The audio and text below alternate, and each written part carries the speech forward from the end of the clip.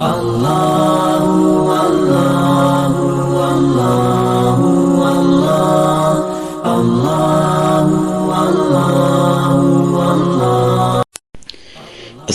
علیکم ورحمۃ اللہ وبرکاتہ۔ محترم بزرگوں، عزیز دوستوں، ایام تشریق قریب آنے والے ہیں، لہذا ایام تشریق اور تکبیرات تشریق کے متعلق سوال آیا ہے۔ پہلا سوال ایک صاحب نے کیا ہے کہ تکبیرات تشریق کب شروع ہوئی، اس کی شروعات کب ہوئی اور اس کا پس منظر کیا تھا اور مکمل تکبیر کے الفاظ کیا ہیں۔ لہذا اس کا جواب یہ ہے کہ فتاویٰ کے عظیم کتابوں میں سے ایک کتاب ہے البحر الرائق، جس کے مصنف نے اپنی کتاب میں تکبیر تشریق کا پس منظر اور یہ کہ یہ الفاظ کس نے کہے، کب کہے، اس کی تفصیل کچھ یوں بیان فرمائی ہے کہ جب حضرت ابراہیم علیہ السلام اپنے نیک فرزند حضرت اسماعیل علیہ السلام کی قربانی کے لیے انہیں لے گئے اور لٹا دیا، چھری چلا رہے تھے،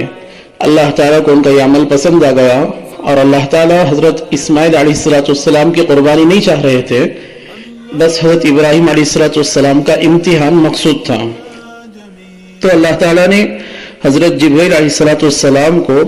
ایک جانور دیا اور کہا کہ یہ لے جا کر حضرت اسماعیل علیہ السلام کے بدلے میں اس کو ذبح فرما دی۔ لہٰذا حضرت جبرائیل علیہ السلام اللہ کے حکم سے حضرت اسماعیل علیہ السلام کے بدلے میں جانور لے کر پہنچ رہے تھے اور دیکھا کہ حضرت ابراہیم علیہ السلام اپنے فرزند حضرت اسماعیل علیہ السلام کو ذبح کرنے کے لیے بس تیار ہی ہیں، تو انہوں نے اس خوف سے کہ میرے پہنچنے میں اگر ذرا سی دیر ہو گئی تو حضرت ابراہیم علیہ السلام اپنے فرزند کو ذبح کر ہی ڈالیں گے، تو انہوں نے حضرت ابراہیم علیہ السلام کو اپنے آنے کی آگاہی دینے کے لیے دور سے ہی پکارا، اللہ اکبر اللہ اکبر۔ تو جب حضرت ابراہیم علیہ السلام نے انہیں دیکھا تو جواباً فرمایا، لا الہ الا اللہ واللہ اکبر۔ اور جب حضرت اسماعیل علیہ السلام کو اس کا علم ہوا کہ اللہ تعالیٰ کو میرا عمل پسند آ گیا اور اللہ تعالیٰ نے میرے اس عمل کو قبول فرما لیا اور میرے بدلے میں ذبح کرنے کے لیے اللہ تعالیٰ نے جانور بھیج دیا ہے اور اب مجھے ذبح نہیں ہونا ہے، تو انہوں نے کہا اللہ اکبر وللہ الحمد۔ یہ اس کا پس منظر تھا اور یہ الفاظ الگ الگ ہیں جو حضرت جبرائیل علیہ السلام، حضرت ابراہیم اور حضرت اسماعیل علیہ السلام کے کہے ہوئے ہیں۔ لہٰذا اس اعتبار سے مکمل تکبیر ہوئی، اللہ اکبر اللہ اکبر، لا الہ الا اللہ واللہ اکبر، اللہ اکبر وللہ الحمد۔ دوسرا سوال آیا ہے کہ تکبیر تشریق کا کیا حکم ہے، لہٰذا اس کا جواب یہ ہے کہ 9 ذی الحجہ کی فجر کی نماز سے 13 ذی الحجہ کی عصر کی نماز تک کل 5 دن ہر فرض نماز کے بعد مردوں کے لیے بآواز بلند اور عورتوں کے لیے آہستہ آواز میں ایک مرتبہ تکبیر پڑھنا واجب ہے، اور ایک ہی مرتبہ پڑھنا سنت سے ثابت ہے، 3 مرتبہ پڑھنا سنت کے خلاف ہے، لہذا جب نیک عمل کرے تو سنت کے مطابق ایک ہی مرتبہ پڑھیں۔ یہ کل 23 نمازیں ہیں جنہیں ادا کرنا چاہیے۔ اور رہا اگر کوئی شخص امام کے ساتھ ہے اور اس کی 1-2 رکعتیں چھوٹ چکی ہیں اور وہ مسبوق بن گیا، تو اس شخص کے لیے حکم ہے کہ اپنی نماز پوری کرنے کے بعد تکبیر ادا کرے، چاہے انفرادی نماز پڑھیں یا جماعت کے ساتھ پڑھیں،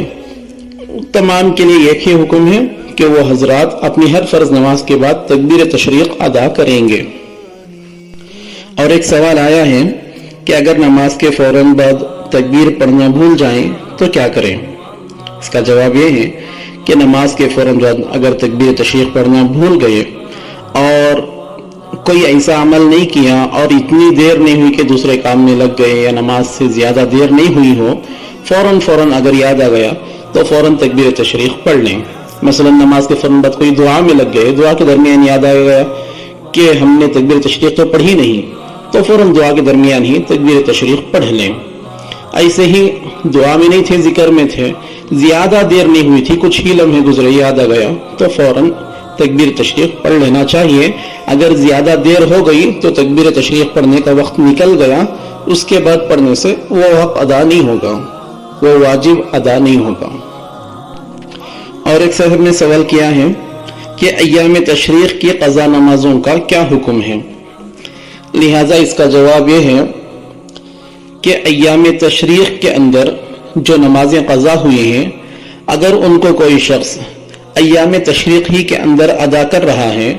تو ان نمازوں کے بعد تکبیر تشریق کا پڑھنا واجب ہے۔ اور اگر ایام تشریق کی قضا نمازوں کو ایام تشریق جو 5 دن ہیں ان کے گزرنے کے بعد ادا کر رہا ہے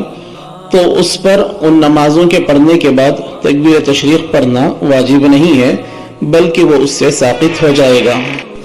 اللہ تعالی ہم تمام کو عمل کرنے کی توفیق عطا فرمائے۔ آمین۔ وآخر دعوانا ان الحمد للہ رب العالمین۔